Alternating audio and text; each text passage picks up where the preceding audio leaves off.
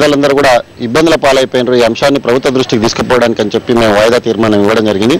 ఈ వాయిదా తీర్మానాల ప్రధానమైన ఉద్దేశం ఏంటంటే మద్దు నిద్రలో ఉన్న ప్రభుత్వాన్ని తట్టి లేపడానికి వాయిదా తీర్మానాలు ఇస్తారు. వాయిదా తీర్మానాలు అధికార పార్టీ చెప్పినట్టుగా అపహాస్యం చేసే విధంగా మాట్లాడుతున్నారు. కానీ వాయిదా తీర్మానాల ప్రాధాన్యతను ప్రభుత్వం అర్థం చేసుకోలేకపోతుంది.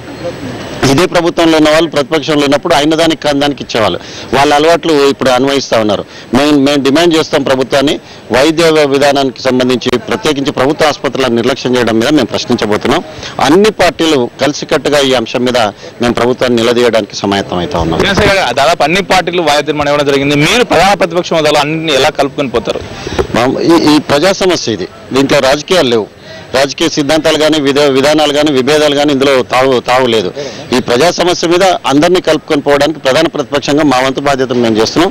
సిద్ధాంతాలు రాద్ధాంతాలు కాకుండా ప్రజల ఆరోగ్యం చాలా ప్రధానం. ఈ రాష్ట్ర ప్రజానీకానికి మేము ఇచ్చిన హామీని నిలబెట్టుకునే క్రమంలో ప్రభుత్వాన్ని నిలదీసేందుకు మేము అందరినీ కలుపుకొని పోయే ప్రయత్నం. గోకుల్ లుంబిని పేర్ల జరిగి వాళ్ళకి 2 ఏళ్ళు గడిచాయి. కనీసం ఒక నిందితుని కూడా అరెస్ట్ చేయలేదు పోలీసులు. ఇది పరిస్థితి ఎందుకు తలెత్తుంటారు?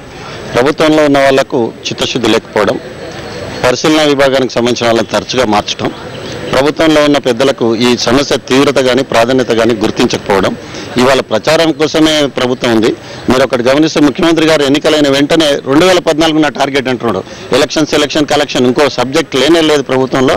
ఇవాళ గోకుల్ చాట్లో జరిగిన దుర్ఘటన కానీ, అదేవిధంగా మక్కా మస్జిద్ కానీ, లుంబిని పార్క్ కానీ ఇట్లాంటివి అనేక దృష్టాంతాలు ఉన్నాయి. ప్రత్యేకించి కొన్ని దేశాల వల్ల హైదరాబాద్ పోవద్దనే పరిస్థితి వచ్చింది. ఒకప్పుడు అందరూ హైదరాబాద్ వైపు చూసేవాళ్ళు. ఇవాళ హైదరాబాద్ అంటే భయపడే పరిస్థితి రావడానికి కారణం ప్రభుత్వ నిర్లిప్త వైఖరి. ఈ సందర్భంగా మనం గుర్తించాలి. ఈ ప్రభుత్వాన్ని కూడా మేము నిలదీస్తున్నాం. ఈ అంశం మీద మృతులకు నివాళులు అర్పిస్తూనే కుటుంబాలకు సానుభూతి తెలుపుతూనే ప్రభుత్వం నుండి అందాల్సిన సాయం కానీ చేయాల్సిన కార్యక్రమాన్ని కానీ ప్రభుత్వం చేయలేకపోయిందనే దాన్ని మేము నిలదీస్తాం.